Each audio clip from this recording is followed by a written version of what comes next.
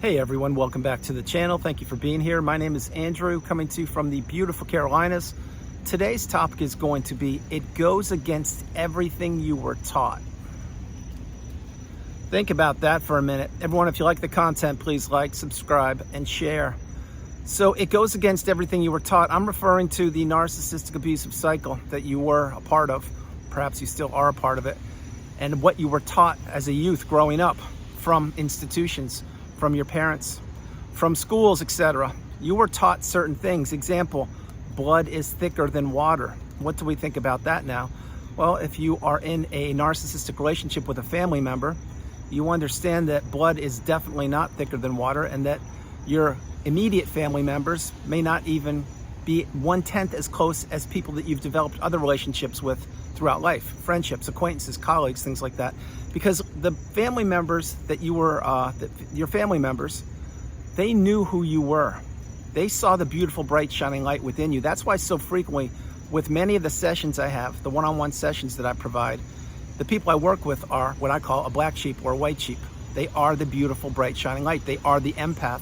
They're the person who was giving to a fault in the family and in the narcissistic romantic relationship or friendship, whatever other relationships they had. They were giving their best. They were doing everything they possibly could to put out the fires that were being started by their immediate family members and their spouse, etc. But blood is certainly not thicker than water, because think about this. As I'm going to share what I'm going to share, just take a moment and just pause the video and think, and actually get out a sheet of paper and write down, if you can, what I'm going to share with you. Think about how close you are with your immediate family members right now. Think if these people, i.e. your family members, have revealed who they really are. Are they the people that you thought they were growing up? Probably not. But then again, some of them very well may be. You may have a couple great people in your family, or maybe your whole family's beautiful. I can't tell you. What I can tell you, and I share this in videos frequently, is everybody reveals themselves in time. You do, I do, the narcissist does, and your siblings will as well. So it's not the same as what you were taught, that blood is thicker than water. That's one example. Another one is what happens in the household stays in the household, or what happens in the family stays in the family. In other words, you were supposed to keep the family secrets, no matter how toxic or challenging they were, or how debilitating they were. And those secrets may have even involved you. I'm not going to go down that rabbit hole, but what I'm sharing is when somebody tells you what happens in the family stays in the family, well, first of all, that's an old school mentality. I don't subscribe to that at all. To be fair, I've never subscribed to that, but that is what so many people have subscribed to. And what that means is that there's something amiss in the family. Maybe the crazy uncle isn't the crazy uncle. Maybe he's not the narcissist. Maybe he's the smart one that got away from your parent who was the narcissist, but the crazy uncle was painted like he was the toxic person. It was anything but that. He was the wise one. That's why he perhaps relocated halfway around the world or the country, because he wanted to get as far away from your parent as possible. I hope you're understanding everything I'm sharing with you. So blood is thicker than water. No, it's not. Keep the family secrets within the family. Absolutely not. What you're doing is you're repressing, and you're not explaining or talking about the toxicity in the family. And eventually all the toxicity that you experienced, whether it was in a relationship in a family with the narcissist, or maybe you married them, or a colleague or coworker, all this has to become unraveled. It all has to come out eventually. That's why on the healing path, we need to see the therapists. We need to journal, we need to meditate, we need to slow our lives down, we need to watch videos, we need to write, we need to heal childhood wounds, because what we were told as a youth, many of those old notions can be thrown right out the window. That's my vantage point. Now, if you still subscribe to some of those, I get it. Your beliefs are your beliefs. My beliefs are what I believe. You see, I believe in this year that we're in, more and more people are becoming awakened and aware, and they're understanding that they not only are the priority and that they come first, second, and third, but it doesn't have to be from a narcissistic relationship. It could be as simple as doing other things that you used to do that you no longer do. They no longer serve you. I'll give you a prime example. Think about the radio. Maybe you're old enough to remember what a radio was, a little handheld radio. This is way before the internet and the smartphones and all that. Well, people used to listen to the radio. They had AM and FM. And of course they had ham radio, but usually you listen to AM or FM radio. And then what happened? Well, the next technology came along, and lo and behold, it was the TV. The radio was pretty much pushed to the side, not instantaneously, but over time, more people consumed TV. And then we got accustomed to that, and the radio wasn't what it once was. After TV came what? Well, it came the interwebs. And after the interwebs came the smartphone. Now we're much faster, and we are all connected at such a higher rate and a higher speed Example, before the interwebs and before the smartphone, what you would do usually is you would stay in your neighborhood or your jurisdiction, and you would communicate with the people that were in your area, your proximity. Maybe you had a 5 or 10 mile radius. But now that's not the case. This is why the narcissist is thriving, because the narcissist can get supply on their smartphone 24/7 in any language they want to. And they can use AI now, and they can whip up any kind of image that they want to make it seem like they're in Tahiti or the Bahamas, when in fact they're in their parents' basement playing Xbox, and they have a spaghetti stained t-shirt that they haven't washed in 3 weeks, and there are Mountain Dew cans piled up to the ceiling. You see, this is what the narcissist does. They want to infiltrate your life. They want to act like they are somebody when they're not, and they want to keep people stuck and trapped in the loop. And the two examples I shared with you in the beginning, blood is thicker than water, and what stays in the family, what happens in the family stays in the family, those are two examples that I would throw right out the window. Because each and every one of us now have a voice, but we were told that we wouldn't have a voice, not only many times when we were growing up, but when we were with the narcissist or in those relationships. Maybe they were our parents, maybe it was our romantic interest, maybe it was our neighbor, etc., or teachers, a classic. How many times did you go back in time and think about maybe one of your teachers that may have been the narcissist? Well, I'm sure that you had many, you just didn't realize it back then. Example would be this. You were a straight A student, and let's say this is grade school or high school. You were a straight A student, and then you hit that one roadblock, i.e. the juggernaut, the narcissistic teacher who did not want to give you the A. And you did your best. You were the valedictorian of your class the last 3 years, but that one class, that one subject, whatever it was, you weren't going to get an A no matter what happened. Why? Because the narcissist wanted to disrupt your perfect A's. He or she wanted to make sure that they gave you a B minus. They did not want you to get what you deserve. You see, the narcissist impedes your progress. They impede your growth. They impede your life. They impede the trajectory of your path. This is why the narcissist must be blocked. You must go no contact with these people. Delete them, remove them, and all flying monkeys and people associated with them. If not now, when? Now, unpacking more things that it wasn't like you were told. Another thing is, don't give up on love. There are soulmates out there. There are twin flames. There are people that complete you. There are the yin to your yangs. This, again, was spoon-fed by certain means, maybe horoscopes, etc. Now, I'm not giving any, I'm not discounting horoscopes because I have one as well. I'm saying that when you don't know that narcissism is prevalent on the planet, you may be reading a little bit too much into certain things. And if the narcissist is trying to get you in a romantic relationship and they pull out the horoscope or whatever it is these days and say, the two of us are so compatible, you do complete me. You are the love of my life. You are my soulmate, because I heard those exact words. Well, then you're going to drink the Kool-Aid and you're going to really believe in the mask until that relationship breaks. You see, that's what the narcissist wants to do. They want you believing in them. They want you believing in the lies of the past. They want you believing in the mask and believing that their words are exactly what they're supposed to be, which means they are who they say they are. The narcissist is nothing but a shapeshifter. They're a dark energy force that travels around the globe looking for unsuspecting people to enter relationships with, looking to have people need them, placing people in the trauma bond, then discarding them, crumpling them up like a sheet of paper and throw them away on the freeway whenever they can. And then again, of course, remember, the narcissist won't give anybody ever closure. It has never happened in the history of humankind. That's why the narcissist wants to leave the door open just a crack so they can infiltrate your life at a later date. Maybe it was after a week, maybe a couple months, a year, a decade, 30 years, who knows? But that's why you must go no contact. You must close the chapter on these people and heal. The other thing is just, let's say, post-narcissistic relationship, and let's say it was a romantic one. Well, many times people will say to you, and this is when you are getting the wisdom, or maybe you have the wisdom, or you don't even know yet, but they'll say to you, oh, just get out there. Just go get underneath another body. It's no big thing. Just get in a relationship. It'll be fine. Get on the dating apps. Everything will be good. Well, what those people are suggesting to you is, first of all, to get out and do something that you don't want to do because you're not ready to do it, because this relationship, i.e. the narcissistic relationship, is the relationship you need to heal from. And those people themselves, they could be toxic. I'm not saying they are, but they certainly don't know what narcissism is. So they're trying to pep you up or cheer you up and say, just get out there.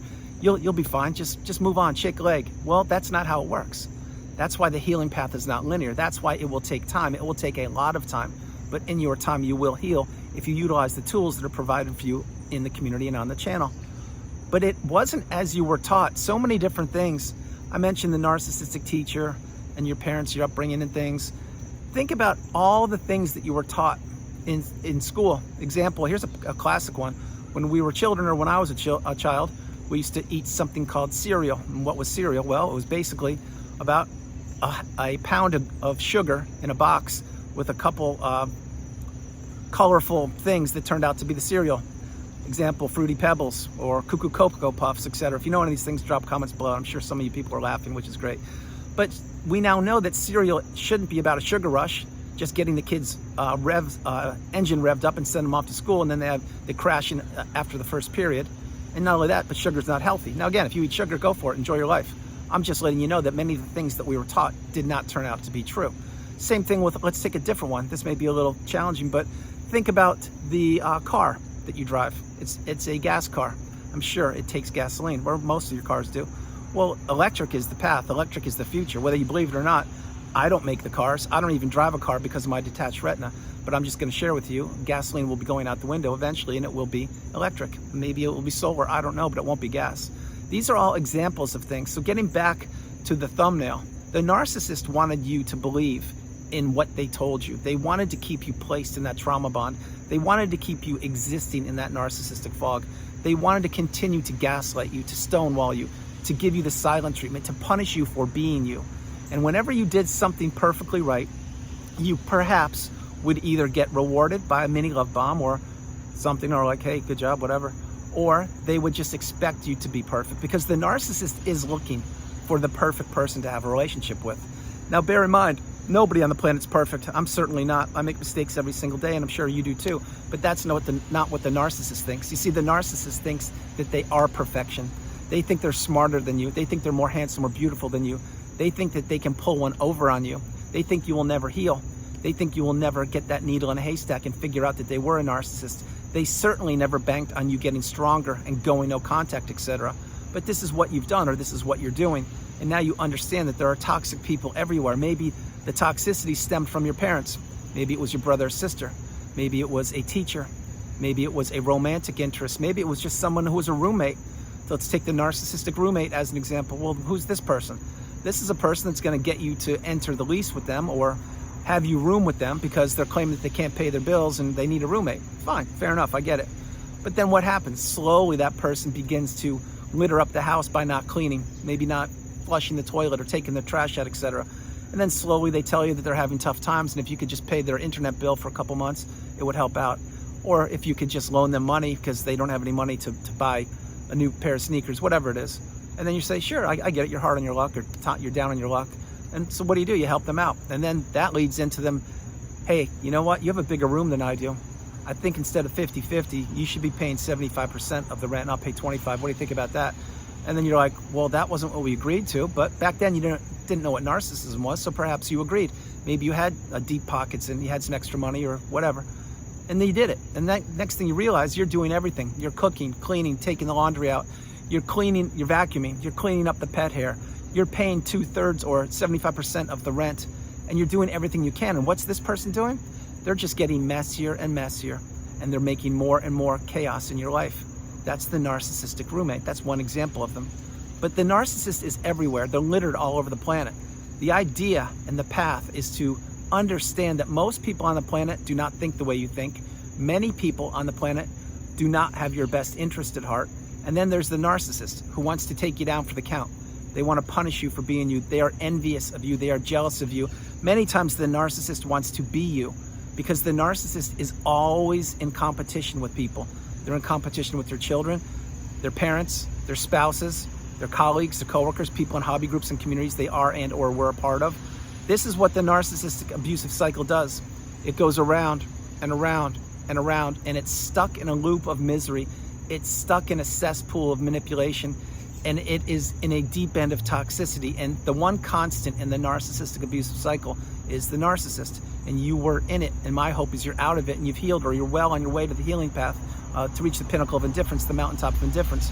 But if you understand now that each and every day that goes by that you are away from the narcissist, you will get stronger. Each and every day that you go no contact, you will heal. Each and every day that you break free from the chains of the narcissistic abusive cycle, you will get stronger and you'll get more clear. Your mind will become clearer, and the narcissist will become smaller and smaller and smaller, and they'll be left in the rear view mirror. That's what path is. That's what you should be doing. So if you're giving the narcissist more chances, I strongly suggest you cut ties with them. If you have any avenues of communication open with them, I strongly suggest you block them or remove those avenues, unless you have a child, and I understand then you have to share the child, or unless you're getting divorced and you need to do certain things. But be smart, be wise, don't overshare, don't take the bait. Don't believe that the narcissist's words are accurate. You're not dealing with a healthy, stable person.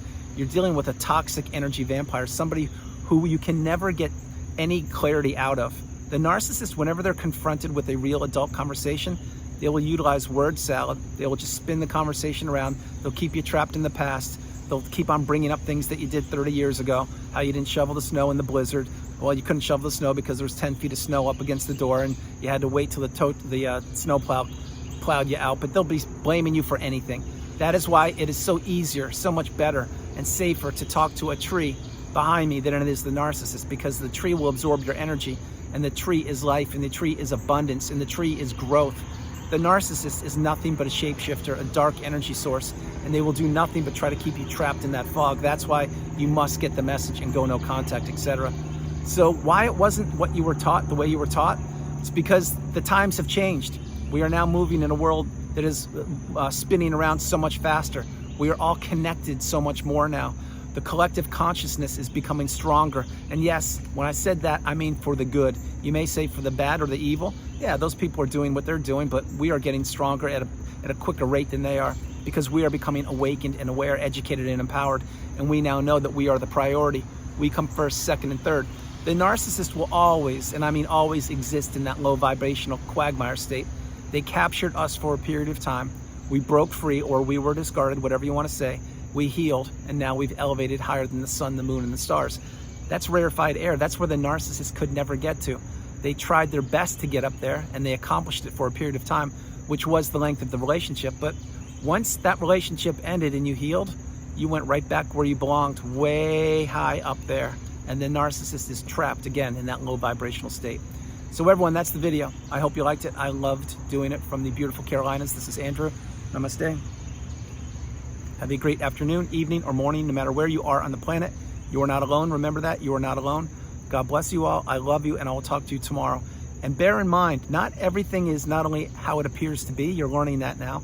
But not everything you were taught in the past is not how it is these days. Maybe it was in the past, before the internet, and before the smartphones, etc. But we need to shift with the times.